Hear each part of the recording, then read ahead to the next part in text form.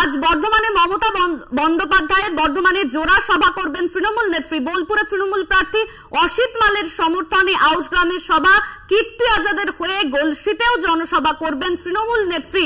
আজ বর্ধমানে গলসিতে দু জায়গায় মুখ্যমন্ত্রী মমতা বন্দ্যোপাধ্যায়ের সভা রয়েছে।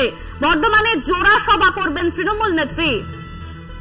এই নিয়ে আমরা বিস্তারিত জানবো। আমাদের সঙ্গে রয়েছেন আমাদের বিশেষ প্রতিনিধি দেবজ্যোতি ঘোষ। দেবজ্যোতি, আজ বর্ধমানে দু জায়গায় মুখ্যমন্ত্রী মমতা বন্দ্যোপাধ্যায়ের সভা রয়েছে, সেই সভা থেকে ঠিক কি বার্তা দিতে চলেছেন তিনি?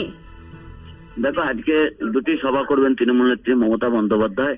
একটি তিনি বীরভূম লোকসভা কেন্দ্রের তৃণমূল কংগ্রেস প্রার্থী হয়ে তিনি আজকে প্রচার করবেন। অন্যদিকে বর্তমান দুর্গাপুরের তৃণমূল কংগ্রেস প্রার্থী কীর্তি আজাদের হয়ে প্রচার করবেন।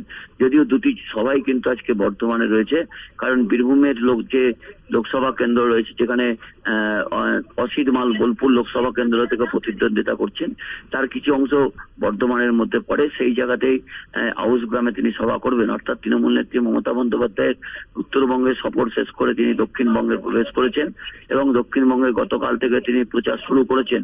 এবং দুটি আসনই কিন্তু গতবার তৃণমূল কংগ্রেস একটি জয়লাভ করেছিল, একটি পরাজিত হয়েছিল। সেই জায়গা থেকে দুটি আসনকে তাদের দখলে রাখার জন্য তৃণমূল নেত্রী মমতা বন্দ্যোপাধ্যায়ের বর্ধমানের জোড়া সভা অত্যন্ত রাজনৈতিকভাবে গুরুত্বপূর্ণ। অন্যদিকে অভিষেক বন্দ্যোপাধ্যায়ের আজকে জোড়া সভা রয়েছে।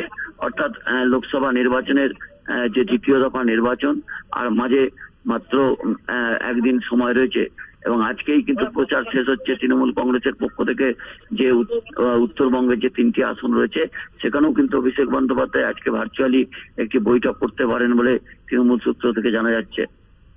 ধন্যবাদ তোমায় দেবজ্যোতি। আমাদের সঙ্গে ছিলেন আমাদের বিশেষ প্রতিনিধি দেবজ্যোতি ঘোষ।